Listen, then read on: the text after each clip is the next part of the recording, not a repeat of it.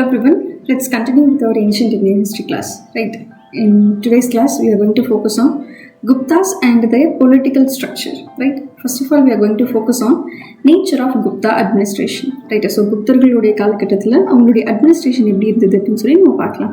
The first and foremost point is that Mauryas இருக்காங்க இல்லையா, இதுக்கு முன்னாடி நம்ம பார்த்த மௌரியன்ஸை விட இவங்க குப்தர்களோட அட்மினிஸ்ட்ரேஷன் வந்து ரொம்ப லிபரலாக தான் இருந்தது. ஃபார் எக்ஸாம்பிள் பனிஷ்மெண்ட் எல்லாமே வந்து ரொம்ப சிம்பிளாக வச்சுருந்தாங்க.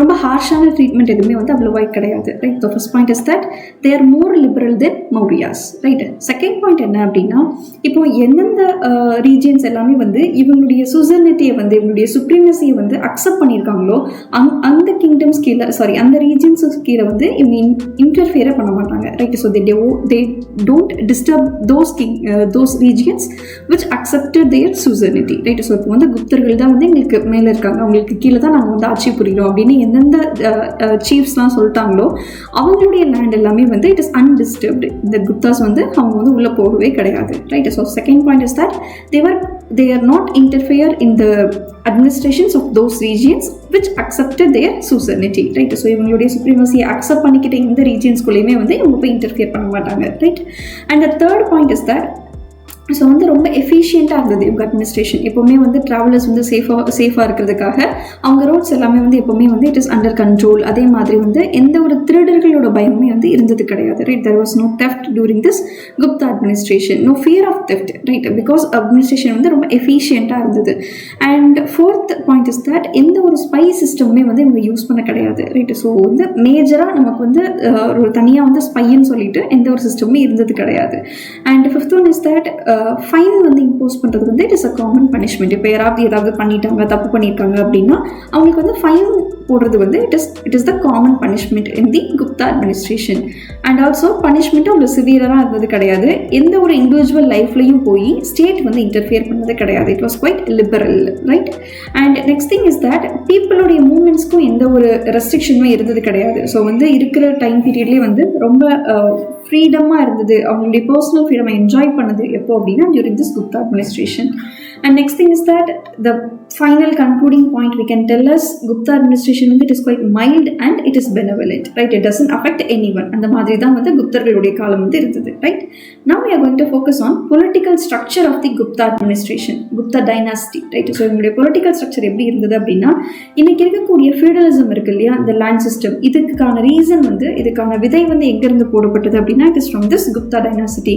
இப்போ நம்ம எடுத்துக்கிட்டோம் அப்படின்னா போஸ்ட் வேதிக் பீரியட்ல, அதாவது வேதாஸ்லாம் எழுதுனதுக்கு அப்புறம் போஸ்ட் வேதிக் பீரியட்ல எப்படி இருக்கிறாங்க அப்படின்னா லேண்ட் கிராண்ட்ஸ் வந்து கொடுக்கறது வந்து it is quite common. Right, so வந்து நிலங்களை வந்து மற்றவங்களுக்கு தானமாக கொடுக்கறது வந்து ரொம்ப காமனாக இருந்தது. பட் அதுக்கப்புறம் அந்த சாதவாகனாஸ் பீரியட் இருக்கு இல்லையா, டெக்கன்ல சாதவாகனாசும், வெஸ்டர்ன் இந்தியாவில் சாஹாஸ், அதுக்கப்புறம் சவுத் இந்தியாவில் பல்லவர்கள், இவங்க காலத்துலலாம் என்ன ஆகுது அப்படின்னா இந்த நிலமை கொடுக்கறது இருக்கு இல்லையா, லேண்ட் கிராண்ட்ஸ், இது வந்து ரொம்ப பரவலாக வந்து காணப்படுது. அதுக்கப்புறம் நம்ம பார்த்தோம் அப்படின்னா குப்தாஸ் வந்து இதுக்கு ஒரு படி மேலே போய் என்ன பண்ணுறாங்க அப்படின்னா இது வந்து அவங்களுடைய ரெஸ்பான்சிபிலிட்டிஸ், அவங்களுடைய கடமைகளில் ஒன்றா வந்து இந்த லேண்ட் கிராண்ட்ஸை வந்து ஃபிக்ஸ் பண்ணுறாங்க. ரைட்டு, ஸோ போஸ்ட் குப்தா பீரியடில் என்ன ஆகுது அப்படின்னா அது இன்னும் கொஞ்சம் ரொம்ப மிக முக்கியமான இடத்துக்கு போய் சேர்ந்து இந்தியன் ஃபியூடலிசம்ங்கிற கான்செப்டே வந்து அப்போ தான் டெவலப் ஆக ஆரம்பிக்குது. So it is in the process during this Gupta dynasty. Right, we have discussed that post Vedic பீரியட்ல வந்து நமக்கு இந்த லேண்ட் கிராண்ட்ஸ் கொடுக்கறது ரொம்ப ஆரம்ப காலகட்டத்தில் இருந்தது. கொஞ்ச நாள் போக நமக்கு இந்த சாதவாகனா, சாஹாஸ், பல்லவாஸ் இவங்கெல்லாம் வந்து அவங்கவுங்க ரீஜியனில் என்ன பண்ணுறாங்க அப்படின்னா லேண்ட் கிராண்ட்ஸ் ரொம்ப ஃபெமிலியரைஸ் பண்ணுறாங்க.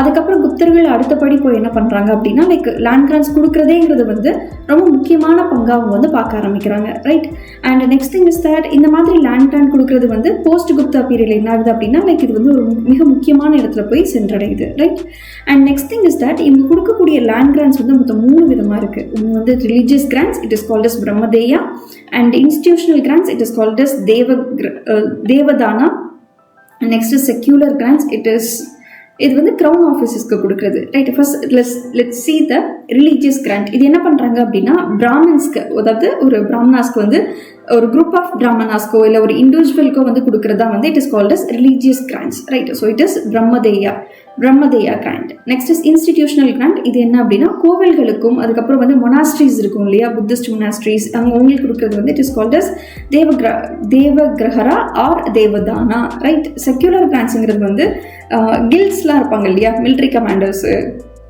அதுக்கப்புறம் வந்து குரூப் ஆஃப் மெர்ச்சன்ட்ஸ் இவங்களுக்குலாம் கொடுக்குறது வந்து it is secular grants, right. இது வந்து குப்தர்களுடைய காலகட்டத்தில் இருந்திருக்கக்கூடிய 3 types of grants, right.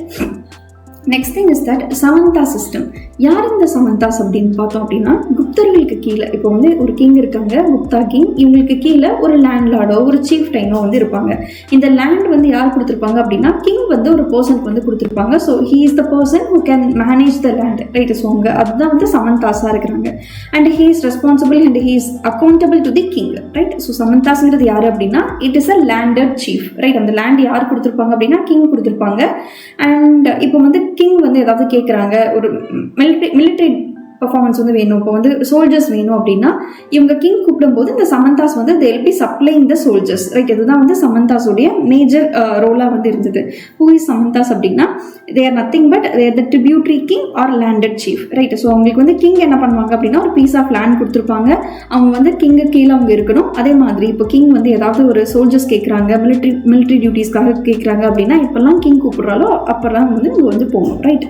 So it is kind of decentralisation. You need to understand the term decentralisation. What is decentralisation அப்படின்னா, இப்போ சென்டரில் ஒரு பவர் இருக்குன்னு வச்சுக்கோங்களேன், அதை வந்து நம்ம மற்றவங்களுக்கு பிரித்து கொடுக்குறதா இட் இஸ் சென்ட்ரலைசேஷன், அதாவது டிஸ்ட்ரிபியூஷன் ஆஃப் பவர். இதே சென்ட்ரலைசேஷன் அப்படின்னு எடுத்துக்கிட்டோம் அப்படின்னா, எல்லா பவரும் ஒரே ஒருத்தர்கிட்ட வந்து இருக்கிறதா இட் இஸ் கால்ட் சென்ட்ரலைசேஷன். டீசென்ட்ரலைசேஷன்ங்கிறது என்ன அப்படின்னா, பவரை வந்து ஈவனாக டிஸ்ட்ரிபியூட் பண்ணி எல்லார் கையிலையும் வந்து அத்தாரிட்டி இருக்கிறதா வந்து டீசென்ட்ரலைசேஷன். ஸோ இப்போ வந்து சமந்தா சிஸ்டம்ங்கிறது it is one of the decentralisation இல்லையா. ஸோ இப்போ இந்த டீசென்ட்ரலைசேஷனால குப்தர்களோட பாலிசிஸ்ல ஏற்பட்ட சேஞ்சஸ் எப்படி இருந்ததுன்னு சொல்லி நம்ம பார்க்கலாம்.